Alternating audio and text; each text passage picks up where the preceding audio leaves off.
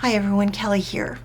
Have you ever needed a sketchbook and you couldn't find exactly what you wanted in the stores, or if you could, it was just terribly expensive?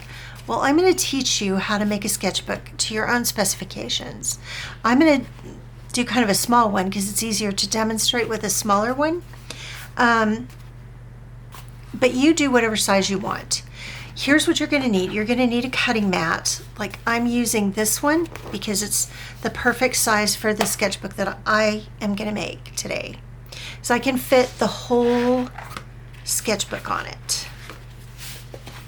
And that's really what you want. You want to be able to fit your whole finished size on here. Okay, then you're going to need, obviously you're going to need your paper. So I'm using a 90-pound hot press watercolor paper because it suits my needs. Then you're going to need some kind of thread. I'm using this one today because I want to show you how to use supplies that you might, so you don't have to go out and buy $10 worth of thread or whatever.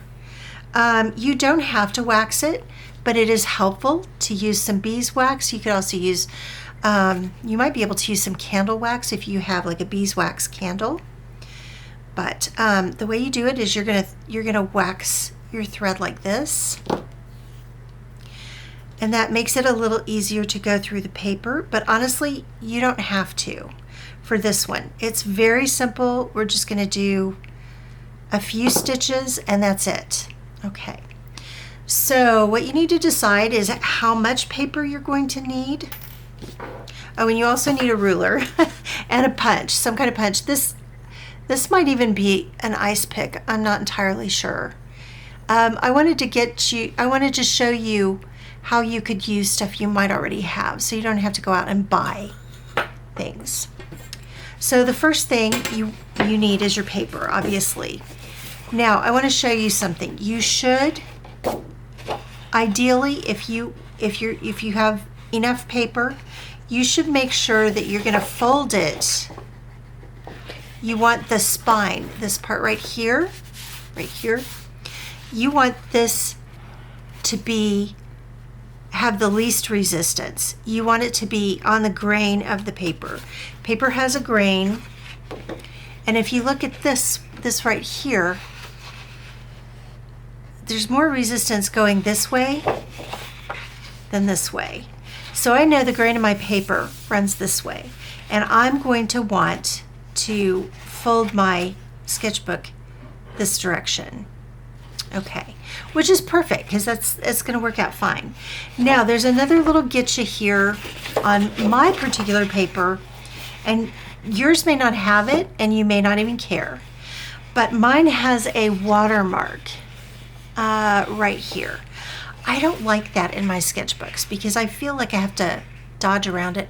Some people do like it because then they remember what kind of paper they use, but I use the same kind of paper all the time or real similar, and I like all the paper that I have, so it doesn't matter to me. The one thing that I want to do is I want to tear that off. And you don't have to have big paper cutters for this either. You just need to have a metal ruler or something that you can either cut or tear. I don't even use a knife for this. I just do this. I cut it off like that. That's how I do it. And I just go along the edge of the watermark.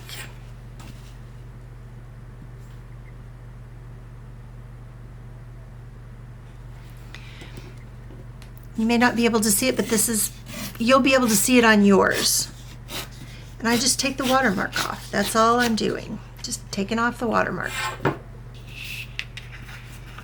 I'm also not too concerned if these vary within a millimeter or two. It's not that important for me as a workbook.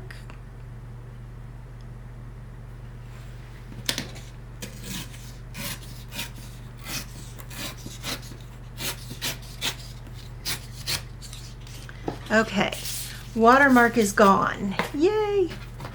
All right, so the next thing I'm going to do is I'm going to measure this because I can't honestly remember how big this is. Okay, it helps to put the 0 down first and move everything away, out of your way. Okay, so this paper is not quite 15 inches. So going to be around 7.5 inches long if I do these in half. So that's what I'm going to do. I'm just going to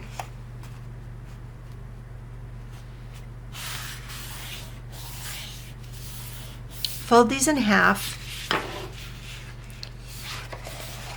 and that's going to be the length of my sketchbook. I'm going against the grain here because I'm not going to fold. This is not my spine. This is how tall the sketchbook is going to be.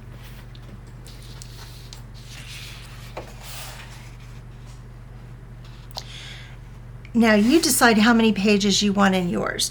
One of the things I like about these little workbooks is I don't have to put a ton of pages in them, because if I'm doing something specific, like I'm looking at Celtic knots, or I'm looking at, I don't know, gargoyles.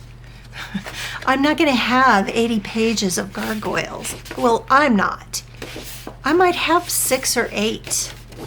Now I'm going to be looking at Gothic work pretty soon,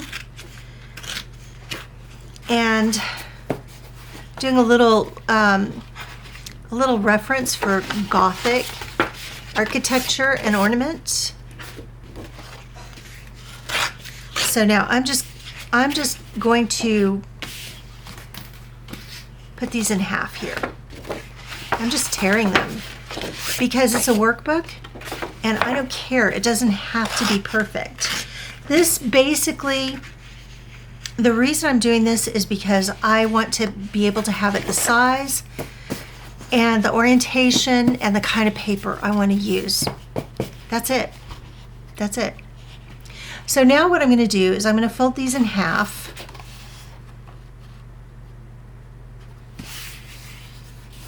There's only going to be one signature.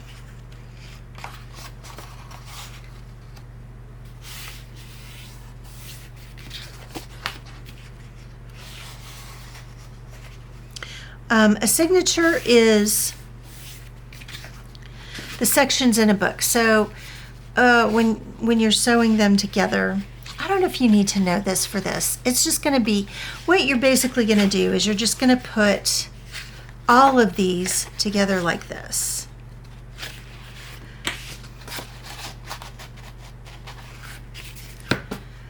So I've got 3 more to do. They're all going together.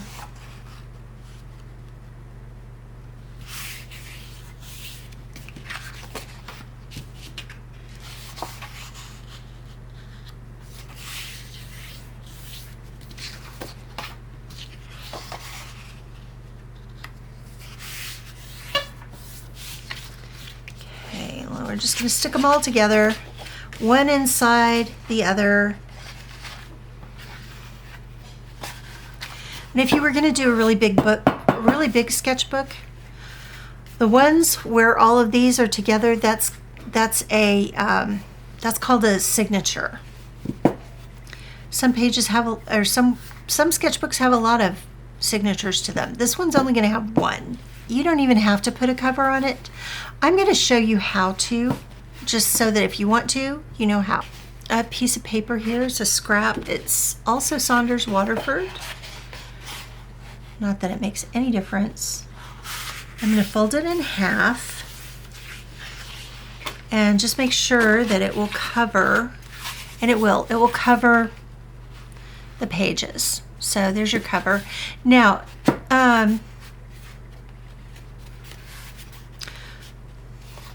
if you don't want it to be a lot bigger, then you can just take and tear off a little edge of one side or the other, the top or the bottom. This is just so great. You can just, I can't tell you how often I use this little trick of just tearing your paper. It's a great way to get a deckled edge too. So you're gonna have a cover with a deckled edge if you do it this way.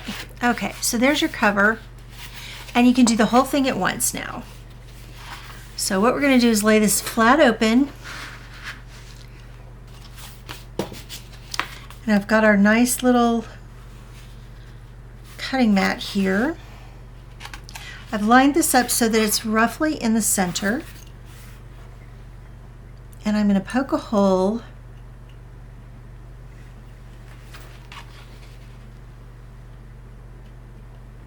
here. I'm going to make sure I got it all the way through it. Don't worry about the holes being big, that's okay. Okay, so I've got this one done right here, see? You can see the little hole poking out there, the little awl. Okay, so I'm going to do another one. I'm going to poke it down. Twist and, what is that, twist and shout? Twist and shout here. Okay, and then one more at the bottom. We're basically going to do a pamphlet stitch. So this is, like I said, no muss, no fuss. This is a workhorse sketchbook. It's great because it lies flat. It's super duper easy, and you've got what you need. And if you want to do 140-pound watercolor paper, you can. It'll be a little bit bulky. So maybe you don't put as many pages in. Okay, so the first thing we're going to do, I like my knots on the outside. I don't like, sometimes I put them in that way. I guess it depends on what mood I'm in, but today I want it to be on the outside. So I'm going to take my needle and thread, and I'm going to pull it through. Let's see, can you see here? Pull it, leave a tail, leave a little tail. Doesn't have to be a big tail, but a couple inches is good. Then you're going to go to one side or the other, it doesn't matter. Pull this through. Then you're going to go from the outside to the inside on the other end. There we go. Now you always, if you pull, you want to pull in the direction that you're sewing. That way, because if you go this way, you're going to tear your holes and tear your paper. Now we're going to go back through the middle, as I like to say, out through the indoor. Okay.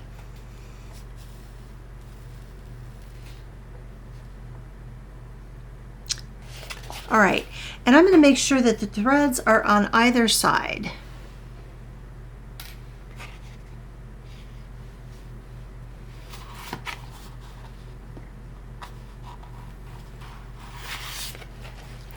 And then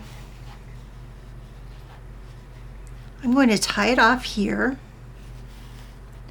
I'm just going to make a square knot. You see what I'm doing? Just make a square knot. You guys know how to tie a knot, I hope. Okay, and then I'm going to take my scissors. I forgot to tell you, you need scissors.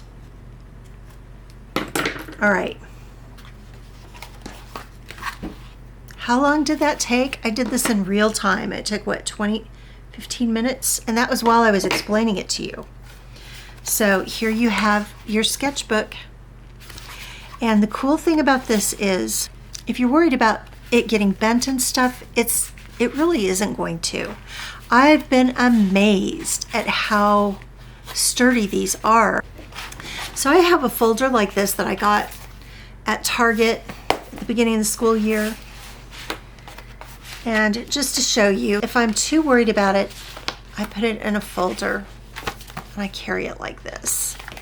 And I put it in my backpack or my, whatever I'm carrying my art supplies in, my bag. And it goes with me to the art house.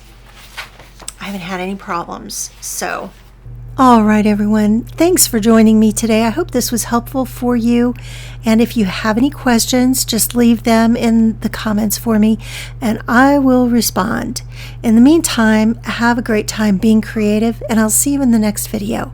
Bye-bye. Smooches!